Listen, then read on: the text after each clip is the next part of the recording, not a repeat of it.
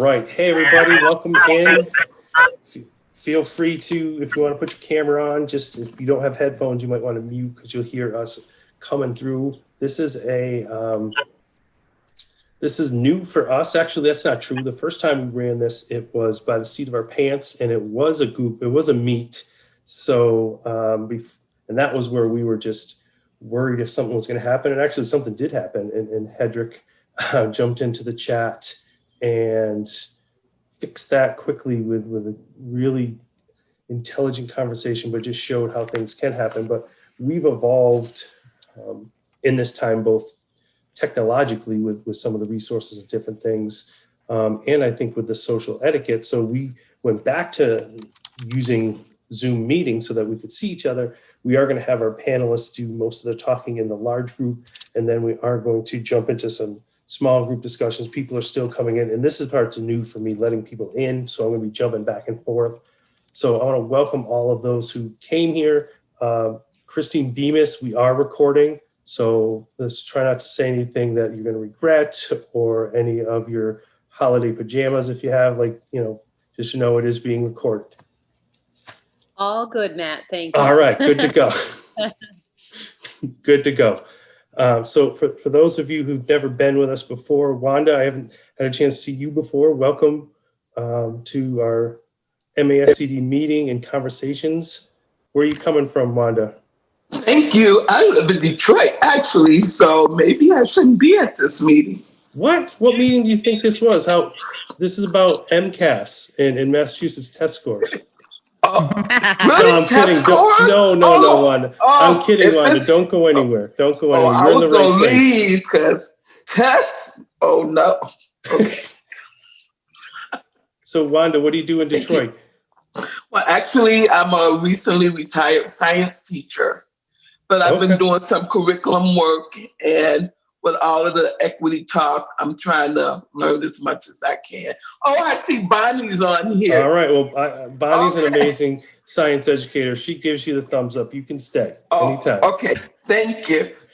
Awesome. And before we get started, while we have some people in, I got to keep remembering to let people in. Before we get started, I do want to recognize, and I know I shared it with our group, kind of the panelists and the speakers before we started, and over email, is that I wanted a couple. I'm sure everybody has some celebrations, and if we spent the time doing that, I know it would be amazing. But I want to recognize two from our panelists for sure. First, anyone who's been on one of these webinars before has seen Basil Marin on here as Basil Marin. And as Sloan pointed out quickly, his name has now changed to Dr. Basil Marin. So congratulations for that. And I was fortunate enough to be at kind of a little celebration that he had. And it was amazing to hear this. Well, I don't even say amazing, that's not the right way to point it, but the accomplishment that that honor is for a Black male educator. So that was amazing. And speaking of that, Dr. Henry Turner, who also BC grad, just like Pete Cushing, Mike Morris, myself, was just awarded the Principal of the Year. So congratulations to you for that as well. So a couple more people we're letting in. All right, so we are going to get started. And for those of you just joining on, we are recording this because we want to make sure to share it for those who could not join us tonight. We had about 150 people sign up, and some people signed up because they do want the recording. I have all the emails. I'm going to send that out after. So I'm going to do kind of both of those things. But I wanted to just start off by thanking you for coming on. My name is Matthew Joseph. I am the president-elect of MASCD, which is the Massachusetts chapter of ASCD. We have some amazing panelists with us tonight. I'm going to have them introduce themselves, and then we are going to go into breakout rooms for a little bit, and we have a resource. I'd love to have your voice, and I think that was a big piece of our evolution as a board, is that for the last two times we've done this, it was just the speakers. There was some chats and some of the interactive, but a big piece of this is getting everyone's voice. We just had a chat last night, a Twitter chat. Sloan was one of the co-hosts about getting people's voices out there and really encouraging all people to be a part of that. And we couldn't sit up here for the third session in a row and just be the 8 of us and not having other people's voices as part of that. So that's something new for this time. And in pure transparency, before we get started, I'm going to introduce our staff. But one of the reasons we started to come back together is there was a lot of discussion, March, April, May, about equity, about injustice, about really pushing this to open our schools and what would it look like. And then we opened schools. And for me, I'm a Massachusetts educator, district leader. I think the conversation started to move away from the equity piece, started to move away from the inequities, starting to move away from some of the real important things we started to talk about in our profession, and especially with MASCD, some of the work we were doing. And I wanted to come back together to close 2020 to have that opportunity because we started to talk a lot about, are you on mute? Do the breakout rooms work? And all the things that are important to education as well. But the equity piece is not a buzzword. It's not just happens in, a certain month of the year or different times. So we wanted to bring that back. So I'd love for our participants to introduce themselves, just quick, who you are, where you work, and your role, because we want to have multiple voices here. So at least on my screen, we'll Sloan, Mike, Neil, and Pete, the first few. Hi, I'm Sloan Joseph. I'm an instructional technology coach. That's my role in education. In January of 2021, I would have been in education for 18 years, and I'm a career changer. And so I see things a little bit differently, I think, because I was a human resource person at a corporate, Fortune 500 company. And so I know where students are headed, whether they're going to, college or career. And that's what drives me because of my role in human resources and seeing some of those gaps in interviews and promotions and things like that. And I've had the unique pleasure of being able to have worked in K-4 through 12th grade, which also gives me a perspective that a lot of people don't have, because I am at the middle school level now. So I know where they're coming from and I know where they're going as far as public education in K-12. And I think that my life in general in the community and at school is just all about trying to figure out diversity, equity, and inclusion, understanding that there's a difference between those 3 words, even though we use them a lot at the same time, and that there are a lot of things going on in our schools and in our communities, but we cannot let those things overshadow the diversity, equity, inclusion that our students need in order for them to be everything that they were created to be. I'm very happy to be here tonight and to be here with all of you. Awesome.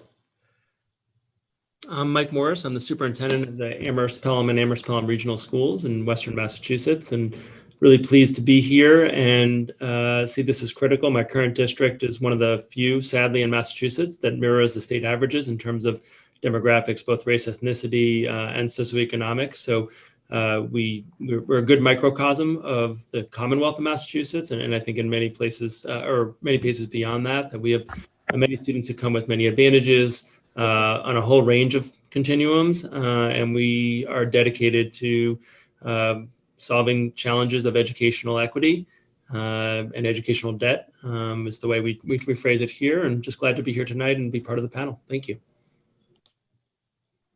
Hi, good evening, everybody. My name is Neil Gupta. I get to serve in 2 roles. The first one is as the Director of Secondary Education for a suburb of Columbus.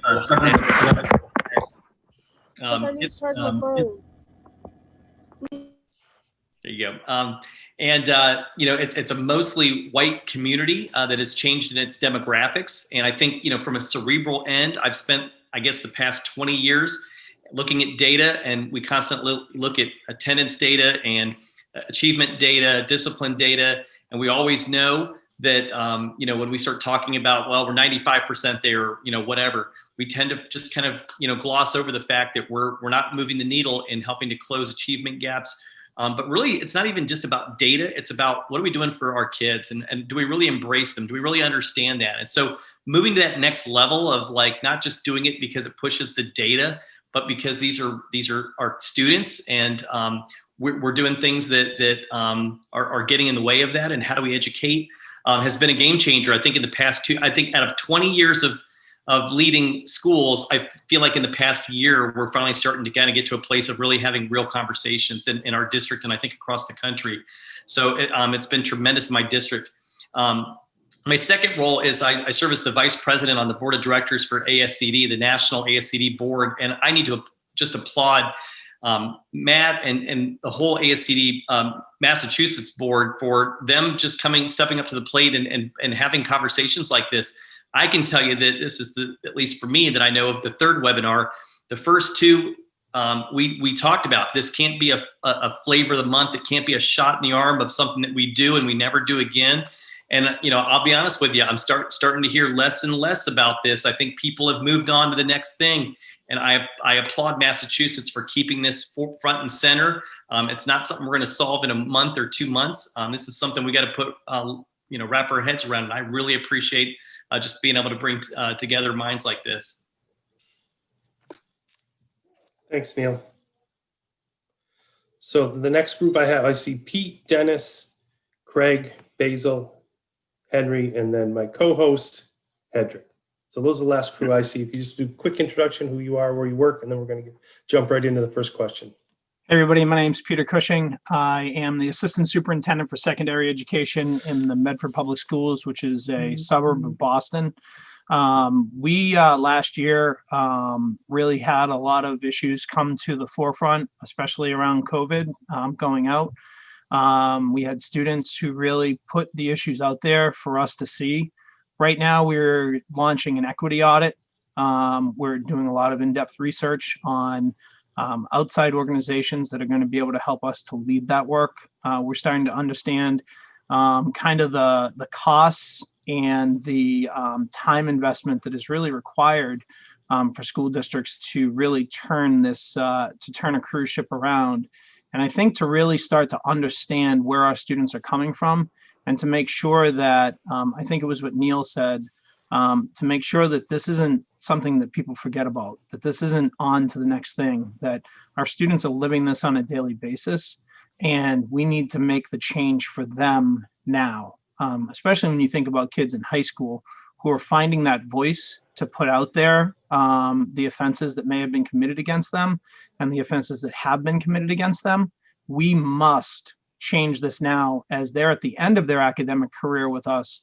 We really have a moral imperative to make this change real for them and to make it real for their educators as well. So really excited for this work. Right now, I think the biggest challenge is the whole COVID, unable to get in the same room and meet. And so while we've launched an equity task force, it just feels challenging at times to do over Zoom. And we still do not have our freshmen through juniors back into our high school. We have some pretty significant HVAC issues. And we're looking forward to have students in so that we can start having those conversations with them, as they're so critical to this turnaround project. Awesome. Thanks, Pete. Good afternoon, everyone. My name is Dennis Griffin Jr. I'm the elementary principal in the Brown Deer School District. I'm very, very excited to be back here with each and every one of you. And as we talk about the equity frameworks that help create the change, one of the most important pieces to remember is that this goes beyond our school walls. That educating kids at very, very high levels is systemic, and it has the ability to have a ripple effect that changes the trajectory of everyone involved.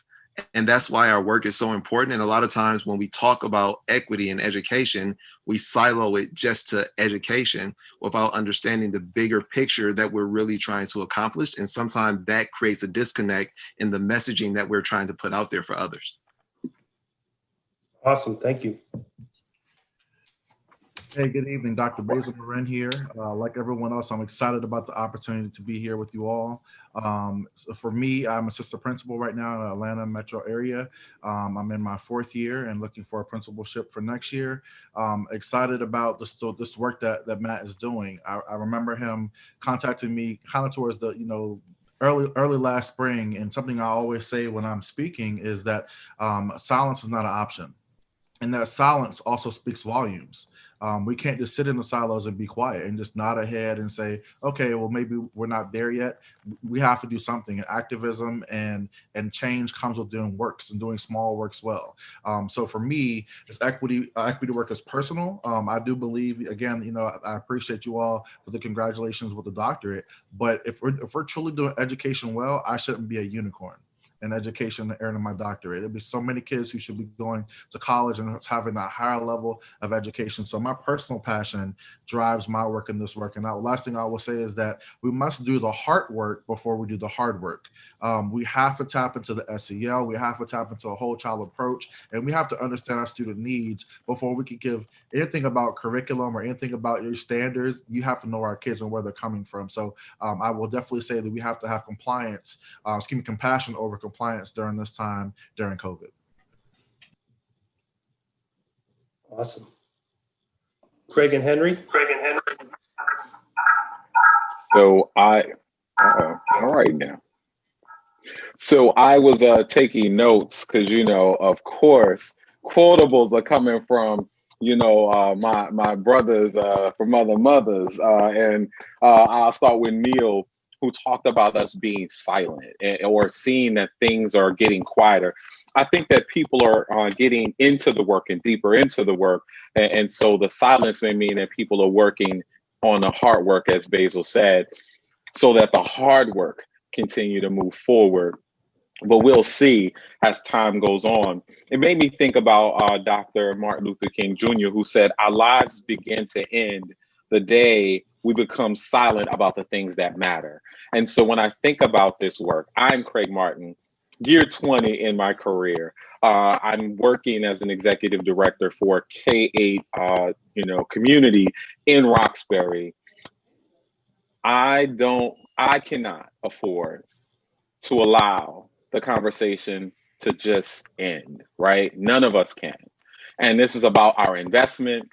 This is about how we continue to have these conversations, these convenings, and that we're intentional about bringing the conversation every day in every way we can. And then it's about the work. Show up and show out. And so I don't think anyone on this panel or in this room is going to let that just end. The last thing I'm going to say, because I know that I'll say more later on, is something that I heard Dennis say just this morning as he posted on social media. He said, race equity is not a moment or a buzz. I agree, Dennis, it's a movement. And so it is time for us to move people out of their comfort zones and move them into a place of discomfort so that more young people can get absolutely comfortable with infinite possibilities of who they are, where they are, however they show up. Awesome. Man, I didn't know how I got behind Craig. That's not fair. Lucky you. All I know now is that he's been in 21 years. This is my 20th, so that means he's older than me. There you go. Good. So anyways, Henry Turner, principal of Newton North High School in Massachusetts. It's great to be here. Great to be here for a second time. And I'll just say, I'm proud of the work we've been doing as a school, but I want to echo what people have been saying is that it does feel like after the summer, there are a lot of people who kind of went back to forgetting about this work. And I think what it did is that we were in a crisis, and sometimes in crisis, you see your real self. And I think it's been hard for people to realize that some of the work that they've been doing for a long time has only been helping some students and not all students. And they're not sure how to get out of that. And I think we got to figure out how to help them with that level of commitment. The other thing that, and I think like the self-reflection piece is just something I've been really noticing this year, is that people have been really focused on the racism that happens outside of their own self. So what are the policies? What are the issues? And as a principal, that usually gets blamed. It's white educators blaming me or blaming the principal for what we're not doing, but really struggling to reflect on themselves. And certainly as a white, reflecting on how to dismantle white supremacist culture, I'm certainly open to getting the criticism, but I think we all have to look at ourselves. So the thing that I would also say on that piece is that the New York Times had an article a couple of months ago about the lower numbers of Black students who are choosing for remote as opposed to hybrid.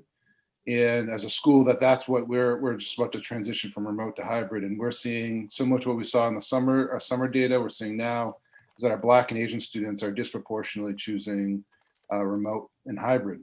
And one may say, well, that maybe has to do with COVID, but it actually has to do with their connectedness in school.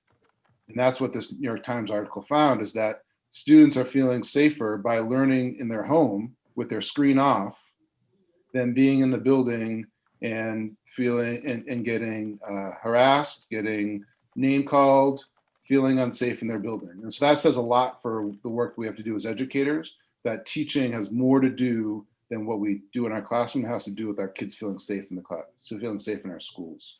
And so we've got work around our connectedness that's clear that this data is demonstrating.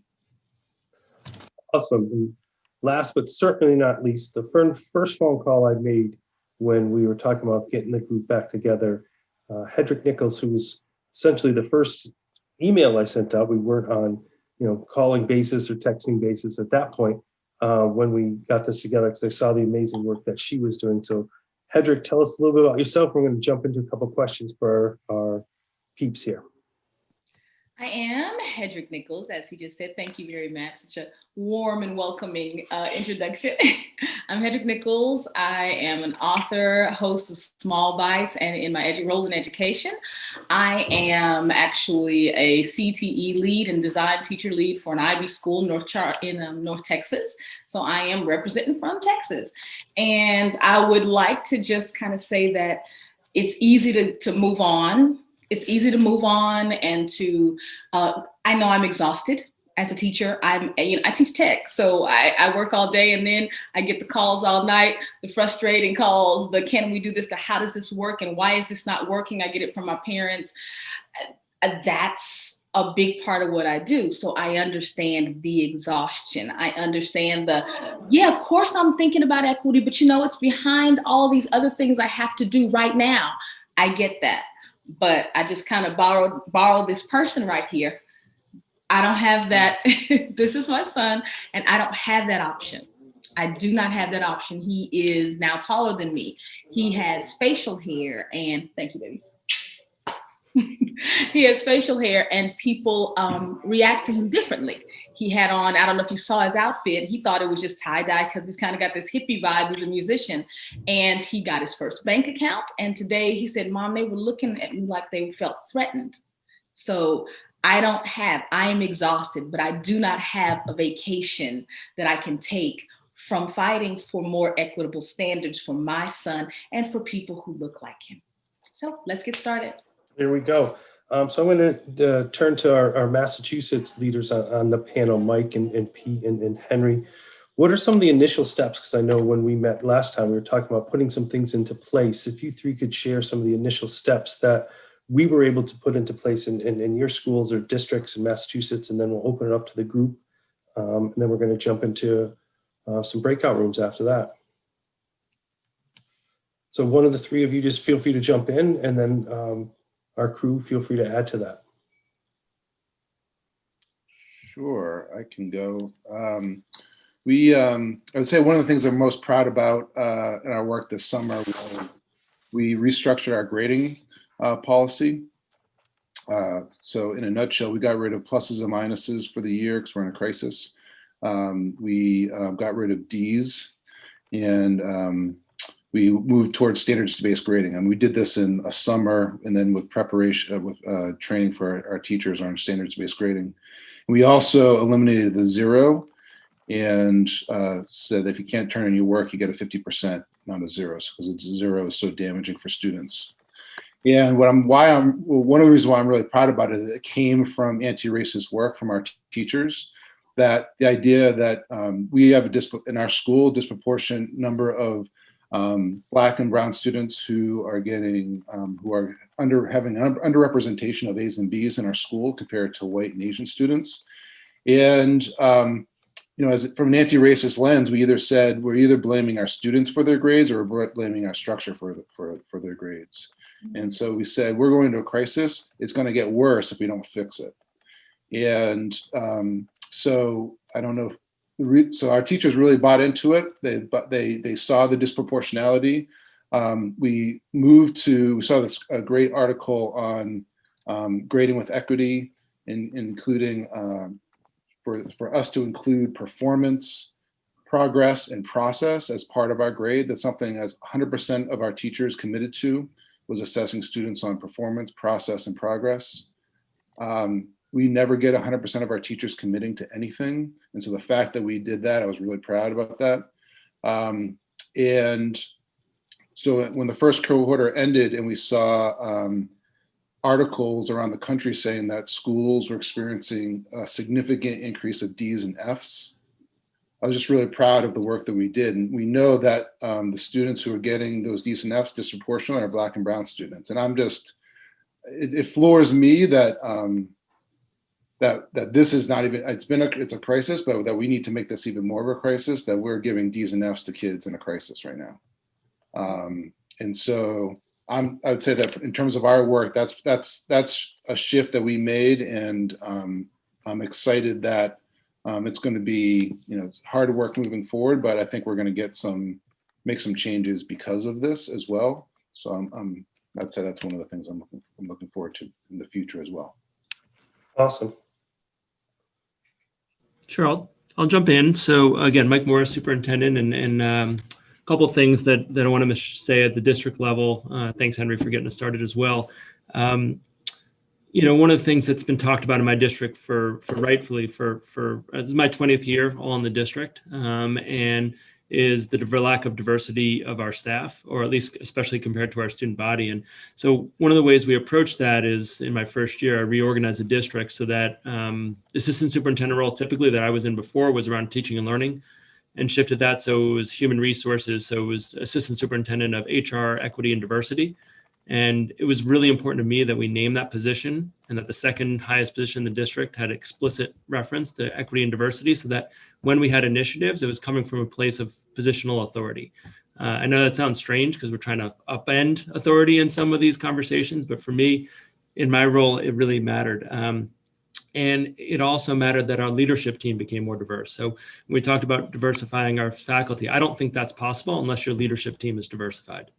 I just don't see, I think for a million reasons, that's a problem. And I'm proud to say 5 years later, our staff diversity has gone up 50%. So we went from about 100 staff members, BIPOC staff members, to over 150 at the current time. But I think it really had to come from, there was a clear message that was sent, and that was the intent. I think the other thing is building traditions with this stuff. Because I think a lot of the comments that were said earlier are right? So it was a crisis this summer, someone said, but it's a crisis every day, right? It became trendy. And one of the things that we wanted to say is, this isn't a trendy thing. This is something that's critical for the lives of our children, our adults, and our community. So, we built in that everyone knows our November curriculum day, half day, district-wide diversity, equity. We have our staff leading sessions. We have outside folks leading sessions. We have a keynote every year, and it's just become part of the fabric of our district, that then that gets followed up in faculty meetings. But I think, when it's like it can feel like a flash in the pan, when it's like, oh, it's a crisis, we need to do something now. It's what was going on before. Was this not a crisis for our children 5 years ago, 2 years ago, last year? And so that's been really important, that we build traditions that are predictable, reliable, everyone knows, and it shows the values. Because you can talk all you want. The values are how you spend your adult learning time, right? What are we spending our time? And Henry talked about a couple of things he's done, at his high school, and I think that matters. And the last thing I'll say, because I could go on forever on this, is everything we do, you got to disaggregate any data source you have. So I'll give you an example. So, we're in remote right now in my district, and our attendance is actually slightly better than it was in person. And that may be because, kids are sick, they're still logging in. When we disaggregate it, we notice very disturbing trends of who is logging in and who wasn't logging in. And in districts like mine, which have a broad range of diversity, our data can look really good until we disaggregate it. And then we start recognizing who's actually being affected by the policies, procedures, and actions we make. And so, my staff knows at this point, I'm not interested in data unless we're looking at who's benefiting, and then how are we making adjustments to make sure that the educational debt we owe our students is being actualized. So I'll turn it over to Pete, because again, I could talk too much about this. So thank you both, Henry and Michael. We in Medford this summer banned suspensions with the exception of the emergency for something extraordinarily severe, but suspensions have been banned. When we disaggregated that data, we found extraordinarily disturbing trends when it came to students of color. And when they were reporting out on the Medford Public Schools Twitter that the students set up to call out the misbehaviors of the adults, those stories, if there's even a small percentage of that that's true, which I have no reason to doubt, were extraordinarily disturbing. And we have to start with things like, I think, like Henry said, eliminating the zero. We have to start with things like eliminating suspension so that that is not your immediate fallback. As I mentioned in my intro earlier, we are starting the Race Equity Task Force. We're starting an equity audit. We are reaching out to members of the community that traditionally don't respond, and that's because we in the past have not reached out appropriately. So we're finding ministers, we're finding people who are leaders in various communities to connect with in order to invite them in to be part of the change that Medford desperately needs. We will be looking deeply at our attendance data for the students. We've started to dive into that, and we've started to dive into our grading as well during this COVID closure. And once again, those are some really eye-opening and concerning things. And generally speaking, in my experience, the pushback at high school is, oh, you can't do standards-based grading because of the transfer to college and things like that. And I think that that's honestly a red herring argument. And we really need to look at standards-based grading for high school and the damage that a zero can do to a student. And the fact that from 0 to 60 is so damaging and is so irreparable. The other thing too that we're really looking at is we'll be providing next year for all students, both sophomores and juniors, to take at district cost the PSATs. And then that's a gateway to getting students into more higher level rigorous courses without having pre-existing barriers to entry. And really removing those things and getting those students into those higher, more challenging courses that that in the past prerequisites or grades or things like that. But when you use the PSAT and the tool that they offer, AP Potential, as an opportunity to really identify kids, to speak with them individually, to interview them, as a way to coach them up and say, listen, you can do this work. I've seen it firsthand where students who would not traditionally succeed in those courses blow it out of the water. And Nice. So that's the work that we are starting to undertake in Medford. Awesome. And I know I had Henry, Mike, and Pete start, but also just to recognize that Craig is a Massachusetts amazing leader as well. But I wanted him to jump in on question 2 that Hedrick's going to take on right now. I love, you getting the perspective, especially from administrators, people with more broad-based power, where you can actually make those broad sweeping changes like grading policy, like suspension policy. As a classroom educator, I don't have that power. So Peter's kind of making the turn. So I really like to hear, from an educator's point of view, what would you say? What resources have districts used to equip staff at all levels to move from conversation to action? And also let's include what kinds of things have educators been able to implement on the classroom level to help us move from having a conversation on race to action? Well, I am excited to jump in right there. As I knew you would. That's why I was waiting, man. I knew it. As a veteran, yeah. So here's what I think about with race equity culture. And so there's some research that talks about organizations being awake, woke, or work, right? And so when you think about work, organizations are accountable to addressing the systemic, racism and you have to look at the policies and pedagogy and practice, hiring. You're looking at how you are just interviewing people, and then subsequently how you're professionally developing them. Are you creating spaces so that you have leaders who are representative of a variety of backgrounds at the table, the decision-making table? Then you think about being awake. And so that's people who, that's when the organizations say, hey, we have a racially diverse community. And so we have an idea that we're getting there. And when you're woke, it is about how are you then valuing the contributions of people regardless of demographic. And so that it's part of the fabric of everything that you do. And so when you have organizations that are doing that work, everyone is at a different space. So addressing, Hedrick, your question, if I'm in a classroom, what can I do? Storytelling is usually important.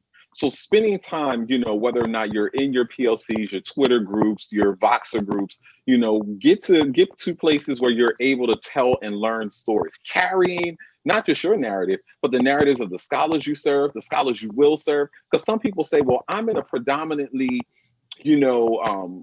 white, middle-class community, and we generally don't have a number of diverse members coming to our community. You can actually bring stories, you can bring experiences from all across the world into the conversation, in the books that you're putting in front of young people, in the media that you're exposing them to. You have the ability to actually disrupt how what your kids actually have the ability to see from the ground up. You also can think about how are you getting yourselves deeply involved, creating groups that are designed to ask the tough questions, having courageous decisions and courageous conversations happen on a day-to-day basis, because those things are super important. I'm going to say this, and then, I know my other colleagues will have other things to say. I literally just led a professional development called The Stories of Us, and the whole PD was around storytelling. So we had 2 new staff members, and we had 3, veteran staff who had been in the community, and they told stories. And so that was part of the panel. Then we brought them in to congregate, which is a really great social tables tool that you should check out. But we brought people into small virtual spaces so they could continue the conversation to tell their stories of why they choose to be part of the community. And what is the water cooler conversations they could be having but can't, because virtually we're in different spaces.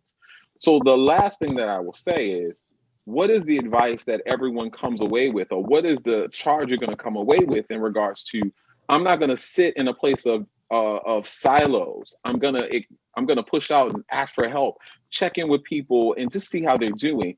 And hopefully it may not be just across your comfortability, but you make yourself uncomfortable and reach out to people in spaces that may be different from yours, because you never know the magic that will happen. Well said, Griffin. Well said. We're going to jump into break our rooms about 5 minutes, but I just wanted to let any of our other panelists want to weigh in on that, or other things that they've used to move the conversation to action. Yeah, I'll jump in to talk about just this idea about, the curriculum. First of all, looking at the curriculum, what we found out in the summertime was some of our students reached out to us at the administrative level and said, we don't see ourselves in the curriculum. And, there's that moment right there where you either go into defend or you go into listening. And I'm not talking, speaking, I'm talking about listening. And so, we went into listening mode, and I was so proud of the administration working with the teachers to get on. It wasn't just like the administration is going to hear something and then all of a sudden tell the teachers what to do, but we wrapped around quickly to get a group of students to with teachers just to listen and let them kind of share. And what came to that was this conversation about this idea of doing, not just an equity audit about the whole school, but just also the curriculum audit that came along with it. But what we found out was students, especially at the middle school level, said, help us find our voice. So when you talk about, what's the instruction look like, it's getting, first of all, an understanding of what happened. So I'm proud that our district as a leadership team, we're reading books like Stamped, and it's giving me a better understanding of just the historical perspectives that I didn't know and didn't realize, and putting some puzzle pieces together. But then it's also then moving from that level of understanding and knowledge to this idea of action. And so what does it mean to me?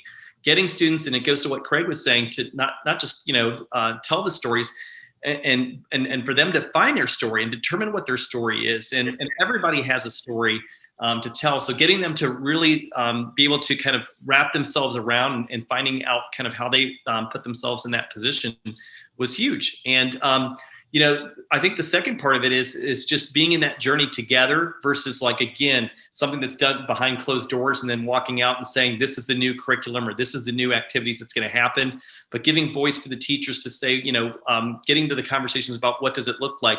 I don't know about in your districts, but maybe this is just in my district that Instagram has these Dear Worthington Instagram pages. I don't know if you've got those, and give me some head shakes. Do you know what I'm talking about or not? And so, what do you do with something like that? It's anonymous. You're not really sure. And it's easy for people to play off that didn't really happen. That's absurd. And it's easy, again, to put those excuses up. We went ahead and said, how do we respond back to these? How do we involve our students to, and maybe those were students that graduated, but how do we create a space to say, I hear you? And, how do we respond in those situations? And bringing those into the conversation with our kids is important. I believe our social studies teachers have a certain knack at how to have a conversation and allow collegial conversations to happen in the classroom and do that properly. I was a math teacher. I was never trained on how to do that. I believe that if that conversation came up in my classroom, it probably did. I shut it down. Probably said, guys, let's get back to graphing equations, which was the worst thing that I could have done.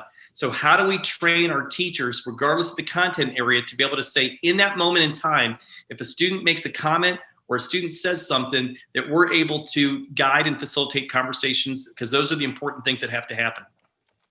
I'll piggyback off of Neil for one quick second, because I think he said something that's very important when he talked about being a math teacher, and the conversation probably came up and he stopped it. When we look at equity from a systemic standpoint, one of the very first things that we all have to do is take a look and see, how do we contribute to the problems that are currently in our world? When we shut down those conversations, where's that space for kids to have conversations? And the thing is, we've all done it, and we have to own what it meant and what the ripple effect was. Another piece that I always try to share with people in the midst of this pandemic, I am very, very proud of every educator that is going through this adaptive change. However, we must not forget, in education, our kids were already in a pandemic. Your outcomes were already not as great or equitable as everyone else's. So if we think that just shifting virtually, we're going to create the same outcomes, we're kidding ourselves.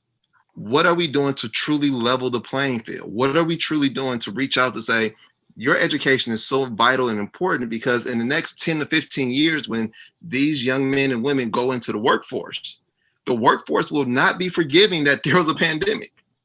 And then what happens then? Because now we're talking about the ability to take care of your family, to strive for excellence on different levels. So that's something that I always just try to mention to everyone, even at my school, where we are really focusing in on reading this year and going all in, because if a child cannot read, and Neil, I taught math just like you, and once I became a principal, someone explained to me, like, from kindergarten to third grade, you're learning to read, and then from third grade on, you're reading to learn. Think about how significant that is in the context of being able to socially engage or even achieve in our society.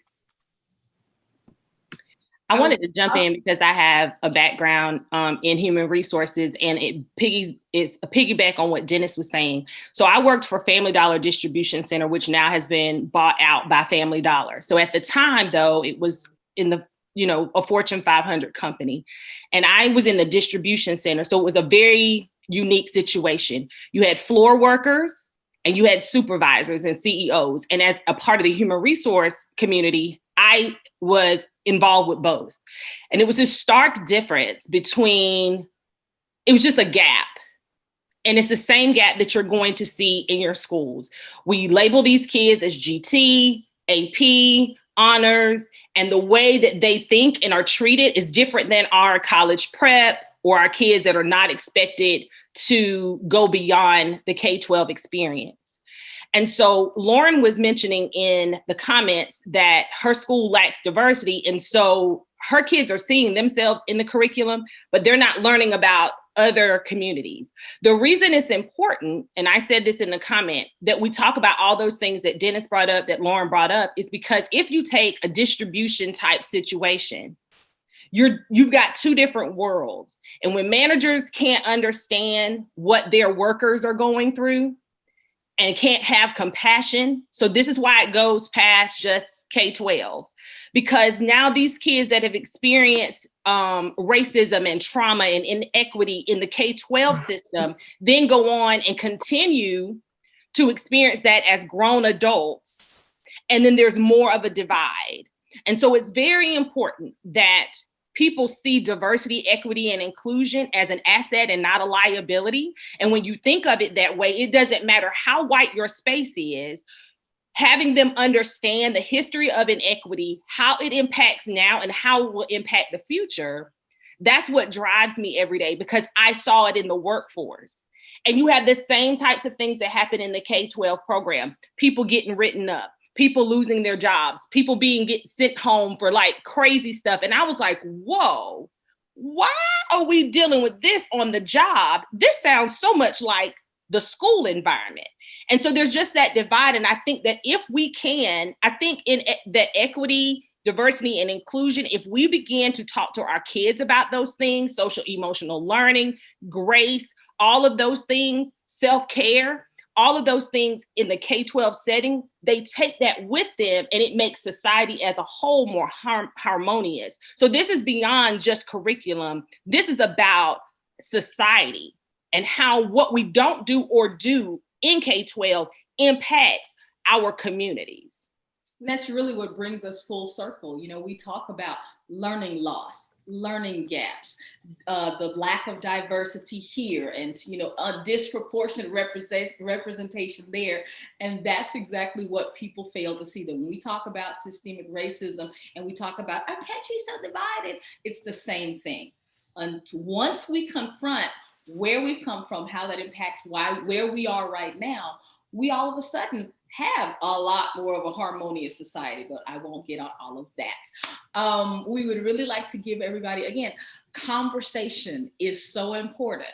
Well, we have been having conversations around race probably for the last 400 years, and we are still not anywhere significant as far as being a society that offers the same opportunities to all groups. So having said that, we're going to move into a breakout room. I've set up a Padlet. I did pop it in. I see some wonderful resources, but what we'd like to do is not have to go through the recording or the chat.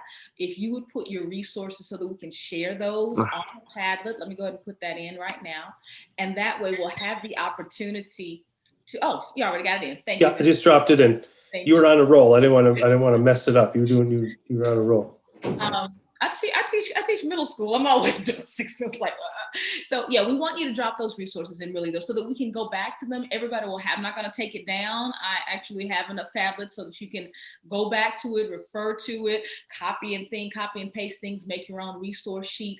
But we want to be able to share what happens in our classrooms and on our campuses and in our districts now, so that we can use those things, that this is not just another conversation, but that everybody goes away with something that they can actually put into practice on January 5th, 6th, or 8th, or whenever it is you go back. All right? Absolutely. And I'm going to pop everyone into breakout rooms. We're going to be in for about 15 minutes and then come back for a close. And this isn't a time for everybody to be listening, of course, if you want to go into listen, but this is a time that we want you to share your voice. Our panelists are going to kind of monitor smaller conversations, add those resources, and we'll be back in about 15 minutes. If you see like 4 of our panelists in one of your rooms and then they leave, I moved them, because I want to have one of our panelists in at least every room. So look forward to sharing your voices, and thank you so much for being part of the conversation as well, not just receiver of the information. All right, so here we go.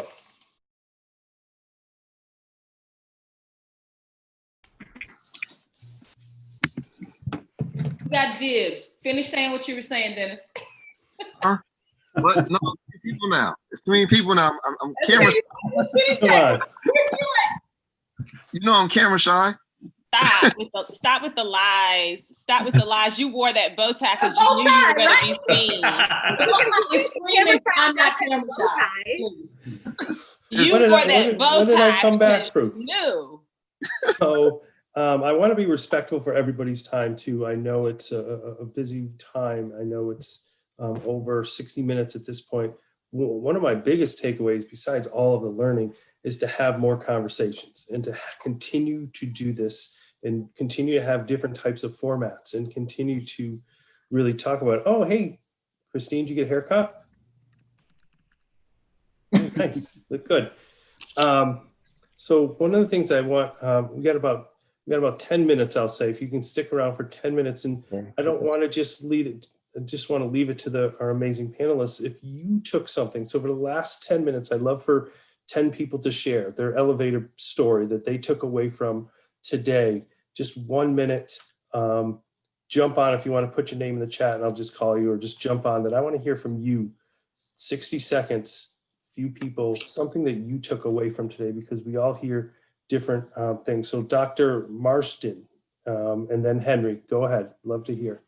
As I told my group, I'm a brand new administrator this year. So this was really insightful. I was nervous to join a webinar where there were breakout rooms. I've been trying just to go to ones where I can listen.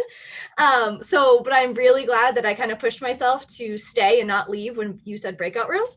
And I'm just grateful for all the information that I heard. Even in 10 minutes, I feel totally more energized and feel like I already have tips on things I can say and use already tomorrow. So I'm just, thank you guys for doing this work. It's been awesome.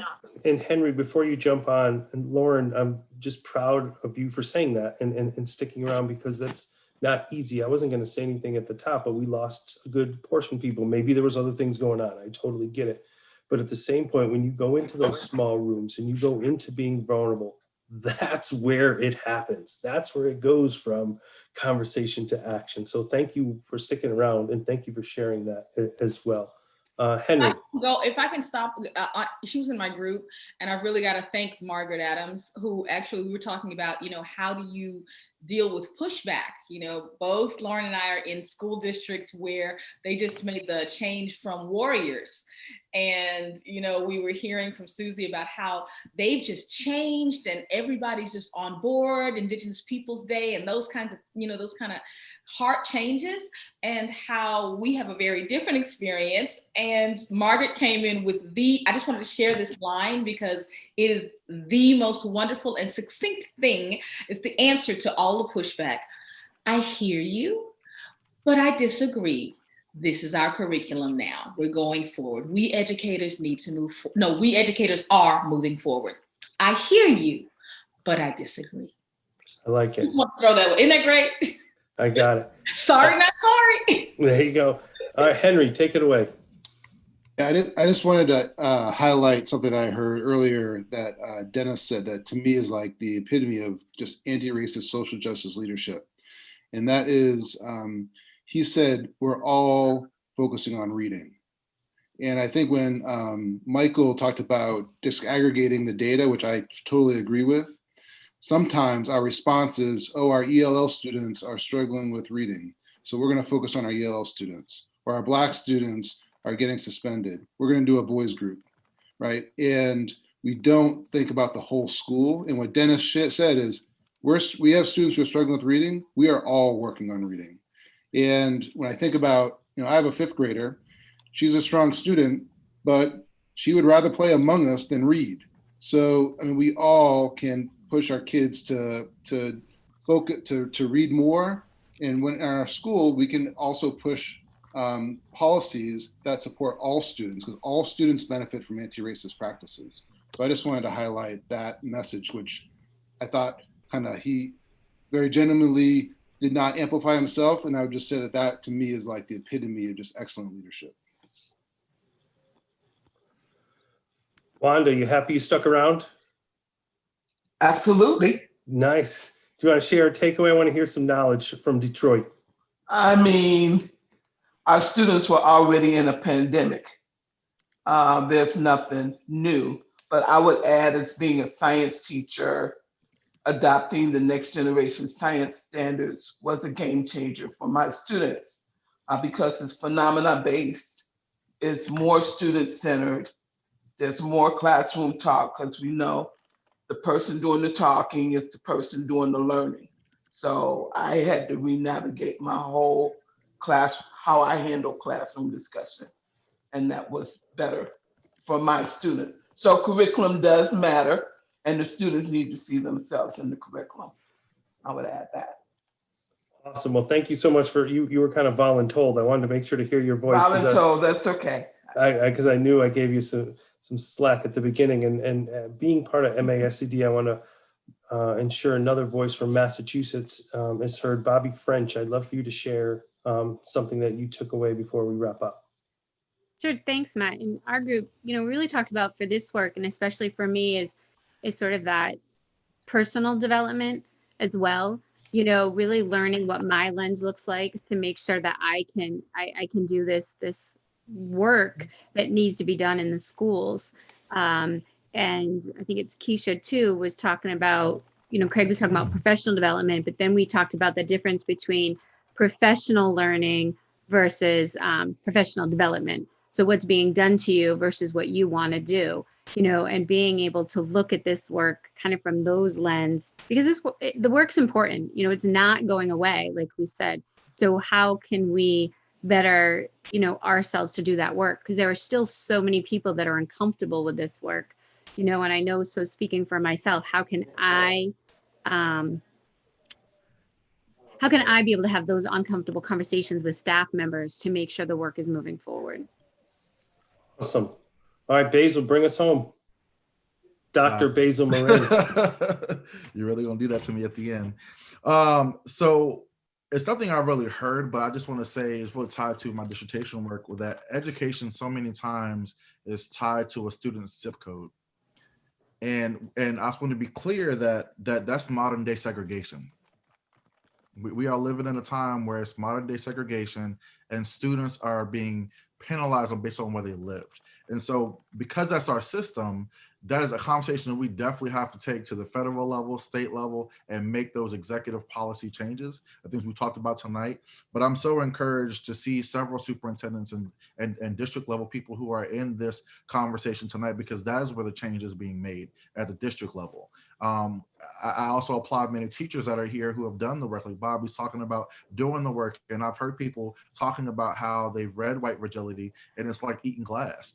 But it is not until we have those crucial conversations and you are moved in your spirit and soul, that's when the change happens, right? A lot of times we wonder why Lifetime is so successful, because it made you laugh, it made you cry, it made you ugly cry. And at the end, you can walk away from it and say, okay, that was somebody else's life.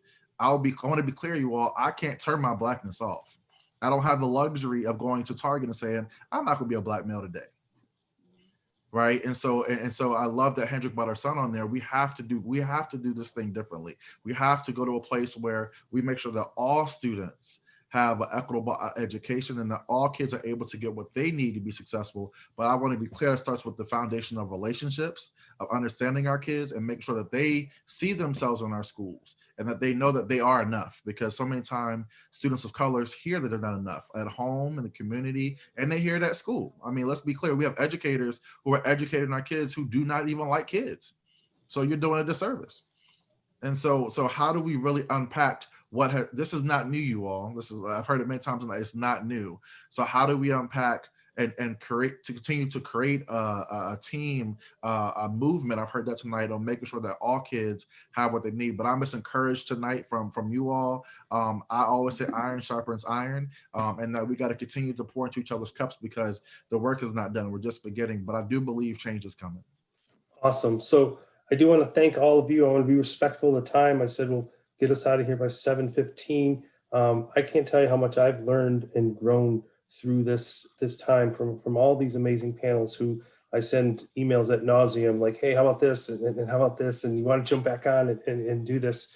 But I don't want to be the last voice today. I want Hedrick to be our last voice, somebody who I look to and respect and has a perception and has been with me essentially through this whole thing from the beginning, for that first random DM tweet, like, hey, you want to do this thing? Do you want to meet first? Like, how about we do this? Why don't we meet and then we'll do this? And and just the courage to take this on. I want you to have the last word tonight, and I want to thank all of you for sticking with us, and thank our panelists as well. This is 2021. We'll be continuing this work. Thank you, Matt. I appreciate so much. You know, the thing about it is, Matt said I have a strong voice. Strong voices out in the wilderness don't do a lot of good, but because you are pulling together people consistently, regularly, at regular intervals, who are willing to listen to those voices, who are willing to listen to people talk about their personal experiences, talking about their lived experiences with racism, because you're creating a, I'll use Craig's words, brave space, not a safe space, a brave space, so that we can have some uncomfortable conversations and talk about what we can do. Simple things. I hear you. I don't agree. You know, simple things like that, and going forward using some strategies. So I want to just admonish everybody. Thank, you know, what Dr. B, I mean, I say what's up, Doc, all the time now. What Basil said, I just can't turn off my Blackness. I can't. And neither can my son. And I know that he's driving on his own, and those things keep me very hyper focused on this, as not behind what I need to learn for technology to make sure that my Zoom works and my breakout rooms get done. But I'm asking everyone, whether or not you can turn off your Blackness, to just stay with us. Even if you do just a little bit of something, do something, learn something, teach something, share a story of someone who you might not know, someone who does not belong to your personal cultural circle. I love what Peter was saying about getting ministers, people from the community involved. If you haven't reached out beyond your school walls, maybe you have an administration who says, we're not diverse, it's not our problem.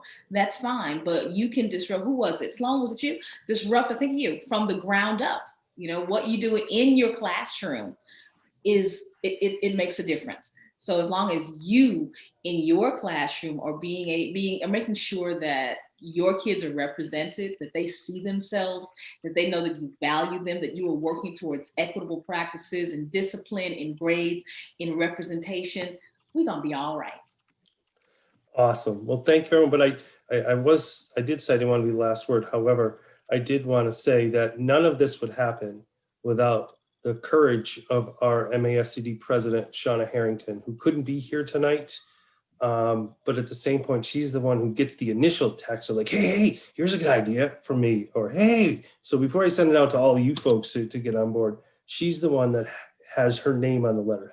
She's the one who's the MASCD president, who has to okay moving forward with this and having this out with our name on it multiple times and often. So I know she's not here, but just know the name Shauna Harrington, because those are also voices that make things happen. They don't always have to be seen.